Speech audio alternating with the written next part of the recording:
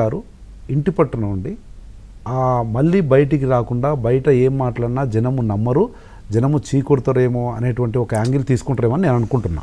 ఒకటి యాంగిల్. రెండోది లేదు అని ఆమె ఇట్లా అంట చూడండి, ఇట్లా అదేందో కొత్తగా ఇప్పుడు ఆ పిడికిలు వేరే, ఇది ఒక వేరే పిడికి అదే అట్లా పెట్టి మళ్ళీ ఏదన్నా స్టార్ట్ చేస్తారా అనేది ఒకటి. ఆ రెండు యాంగిల్స్లో ఫ్యామిలీ కానీ పార్టీ కానీ ఏ స్టాండ్ తీసుకుంటుంది అనే దాని మీద డిపెండ్ అయ్యి ఫ్యూచర్ పాలిటిక్స్ ఏం పాలిటిక్స్ ఉంటాయండి. జైలుకు వచ్చిన కవిత వచ్చి ఏదో చేస్తే రాజకీయ మొత్తం చాలా మంది పెద్ద పెద్ద పదవులు వచ్చినాయి. నేను జైలుకు పోయి రావడం ఎంతలేను, కవిత ఏదో చేస్తే మొత్తం రాష్ట్ర రాజకీయం మారుతుంది, రాష్ట్ర రాజకీయం మీద మారుతుంది అంట్లా ఇంపాక్ట్ ఉంటుందని 3 రోజులు పేపర్లో రావాలి, టీవీలో రావాలి, సంపత్ కృషాంక్ రావాలి, వెంకటకృష్ణ గారు కూర్చు క్వశ్చన్లు వేయాలి, 2-3 రోజులు నడుస్తుంది. అందుకని ఏముంటుంది లొటపీసు. అయితే గౌరవ బీజేపీ వారు చెప్పినట్లు చాలా చెప్పిన అటు ఇటు పోయి మళ్ళీ హిందూ ముస్లిం అంటాడు, ధర్మం అంటాడు. ఏందో ధర్మం అదే అదే ఏందో ధర్మము నాకు అర్థం కాదు. ఏం ధర్మము అక్కడ ప్రెస్ మీట్ పెట్టి చెప్పడము, విన్నాయన మా అబ్బా కదా విన్నాయన ఆడ ప్రెస్ మీట్ పెట్టి మీరే బీజేపీ వినండి సార్, వినడం నేర్చుకోవాలి అధికారంలో. ప్రెస్ మీట్ పెట్టి చెప్తారు మీరే, ఓ అరవీర భయంకర వాదనలు చేస్తారు మీరే, ఆ వాదనలు డైల్యూట్ చేస్తారు మీరే. అసెంబ్లీ ఎన్నికల ముందేమో బయటికి తీశారు. ఇంకోటి కూడా వెంకటకృష్ణ గారు మీరు ఉటంకించడంలో కూడా ఇరికించారు అన్నారు. ఇరికించలేదు, ఉన్నటువంటి ఆటల ప్రకారం ఇరికించారంటే నేను నిర్దోషినైతే తప్పుడు కేసులో ఇరికిస్తే దాన్ని ఇరికించారంటారు.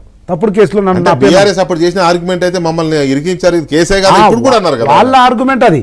కానీ ఆర్గ్యుమెంట్ ప్రకారం ఇరికించారు, మీ ఆర్గ్యుమెంట్ ప్రకారం విడిపించారు. నో విడిపించకంటే ముందు ఇరికించడం ఉంది చూడండి. ఇరికించడం కాదు, ఎవిడెన్స్ ఉంది, ఫ్యాక్ట్స్ దాగి ఉన్నాయి, ట్రాన్సాక్షన్స్ జరిగినాయి. ఆ జరిగినటువంటి సంఘటనలను అన్నింటినీ కూడా క్రోడీకరించి వాడుకొని రాజకీయంగా లబ్ధి పొందుదామని చెప్పి ప్రెస్ మీట్ పెట్టి కవితను ఇరికిస్తే టీఆర్ఎస్ మొత్తం వచ్చేస్తుంది అనుకున్నారు. కానీ అసెంబ్లీ ఎన్నికలు మేము కదా ఇక్కడ అని వేచి చూసి ధోరణి చూసారు. పార్లమెంట్కి వచ్చేసరికి ఇది ముడి గట్టిగా అయింది, వాస్తవాలు బయటకు వచ్చినాయి. మీరు అన్నట్లు అసెంబ్లీ ఎన్నికల్లో వీళ్ళు ఒక్కటైనారు. ఎస్ బరాబర్ రేవంత్ రెడ్డి గారు దాంట్లో సఫలీకృతులైండు. కాంగ్రెస్ పార్టీ అధ్యక్షుడిగా నమ్మించడంలో కాదు, వాస్తవాలను కళ్ళకు కట్టినట్లు ప్రజలకు చూపించడంలో విజయం సాధించడానికనే కాంగ్రెస్ పార్టీ తెలంగాణ రాష్ట్రంలో అధికారంలోకి వచ్చింది. బీజేపీ బీఆర్ఎస్ ఎట్లా కలిసిపోతుంది.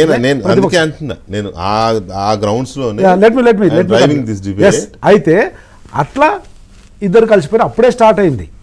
ఇరికించలేదు, ఉన్న వాస్తవాలు బయటికి తీసిండ్రు. ఎందుకు? రాజకీయంగా లబ్ధి పొందడానికి.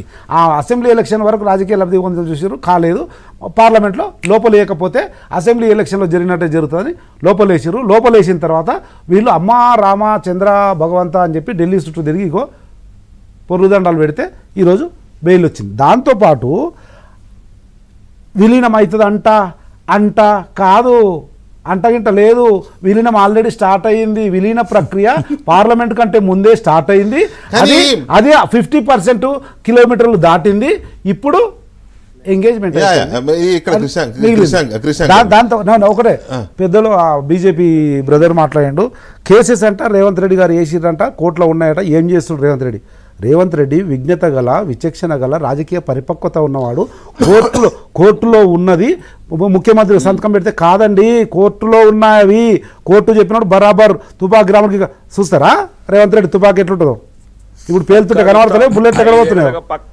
బరాబర్ తుపాకీ రేవంత్ రెడ్డి తుపాకీ చూస్తే ఎట్లుంటుందో చూస్తున్నాం.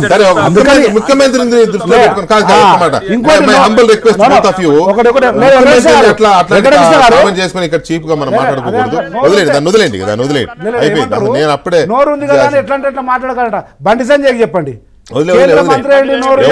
ఎవరినైనా మాట్లాడుకోవాలి. బండి సంజయ్ గారైనా ఒక్క నిమిషం సార్, రాకేష్ రెడ్డి గారు ప్లీజ్. బండి సంజయ్ గారినైనా, రేవంత్ రెడ్డి గారినైనా, మోదీ గారినైనా, కేసీఆర్ గారినైనా గౌరవప్రదంగానే సంబోధించుకుంటూ మాట్లాడుకుందాం. కృషాంక్ గారు అన్నారు 14లో కానీ 18లో కానీ 23లో కానీ ప్రతిసారి బీజేపీ టీఆర్ఎస్ ఒకటే అని చెప్తూనే ఉన్నారు అన్నారు కదా. మీరేమన్నా మారినరా? సరే ఓకే, అది నమ్మిండ్రు కనుకనే ఈ రోజు కాంగ్రెస్ పార్టీ అధికారంలోకి వచ్చింది. బరాబర్ జనం నమ్మిండ్రు అండి, 100% యాక్సెప్టెడ్ ఇన్ ద పబ్లిక్. ఈ క్యాంపెయిన్ ఏదో కంటిన్యూ అయ్యేటట్టు కనపడతా ఉంది. సరే, బీజేపీ ఏమో మిమ్మల్ని కాంగ్రెస్ వైపు దోస్తా ఉంది, కాంగ్రెస్ ఏమో ఎలక్షన్ల ముందే మొదలు పెట్టింది మిమ్మల్ని బీజేపీలో తోసేయడానికి, అది విజయవంతంగా అప్పుడు ప్రజల్ని నమ్మారా తెలియదు నాకైతే, కానీ మొత్తం మీద ఏదైతే వర్కౌట్ అయింది అలాగే కదా. సో ఇప్పుడు ఈ బెయిల్ తోటి ఇంకొంచెం బలంగా ఇచ్చేసే అవకాశం ఉంది. దీని నుంచి బయటపడే వ్యూహం బీఆర్ఎస్ దగ్గర ఉందా? సార్, ఇంగ్లీష్లో ఒక సామెత ఉన్నది, you can pool 1 at 1 time, 2 at 2 times, but not all at all times. వీళ్ళు కేంద్రం నుంచి వచ్చే వాళ్ళు తెలంగాణకి ఏం చేస్తలేరు కాబట్టి వాళ్ళకి కావాల్సిన అజెండా ఇవి. అందుకే ఎన్నికల ప్రచారంలో ఇవి టార్గెట్ చేశారు. ఓకే, ఇక్కడ ఉన్న వాళ్ళకి కూడా